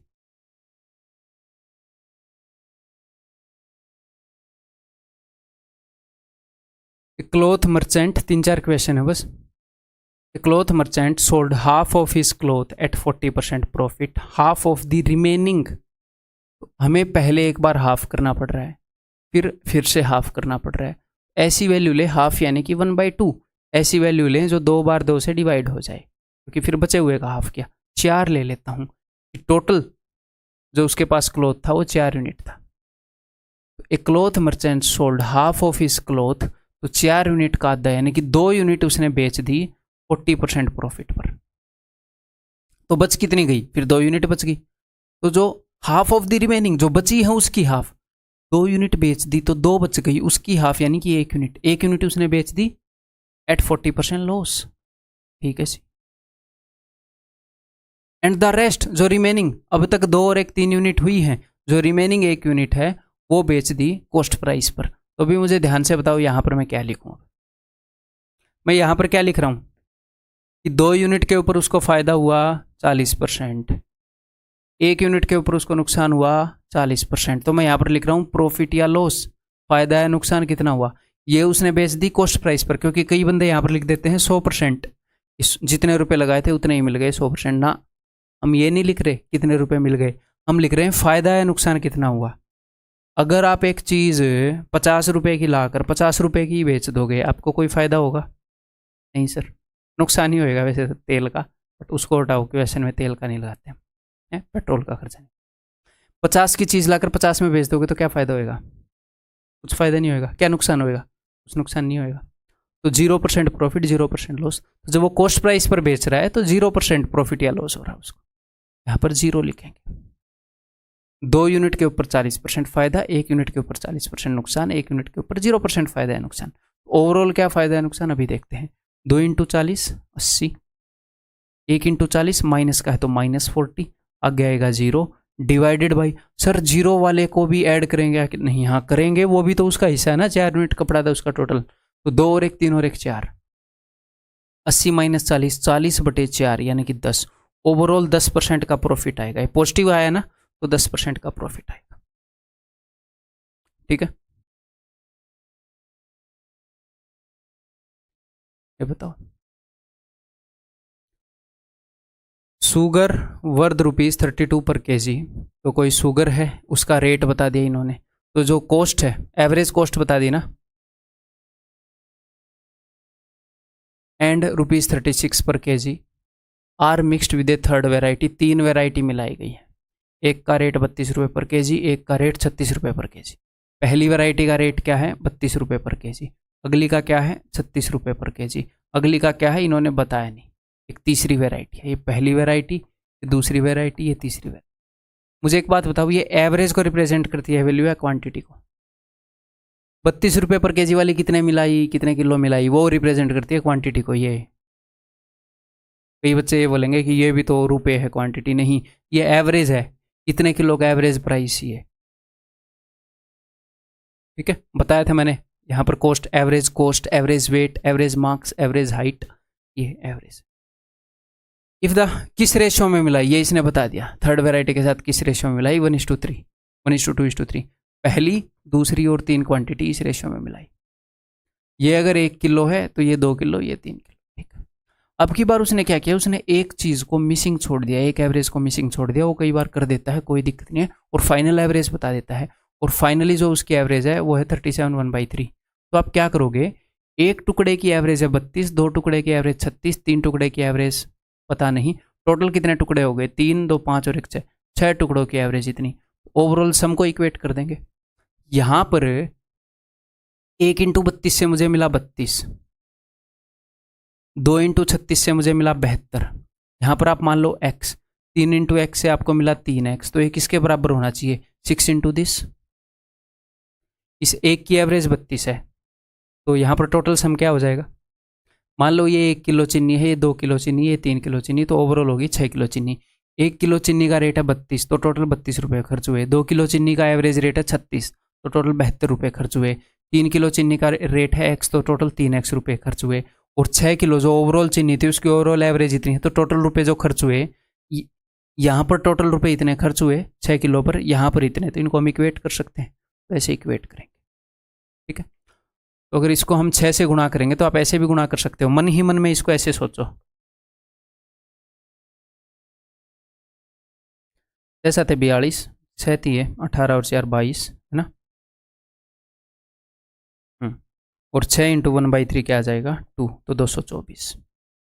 अब आपको इसकी वैल्यू मिल जाएगी। तो ये आ गया भाई 104, तो 104 को घटा रहा हूँ, इन दोनों का सम आ गया 104, तो ये आ जाएगा 0 2 1, तो ये आ जाएगा 120।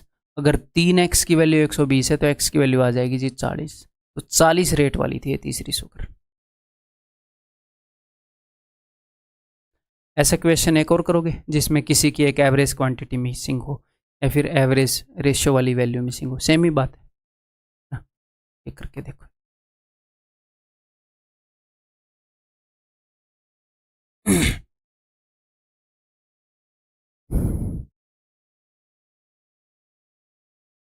The arithmetic mean of the scores of a group of students in a test was 52।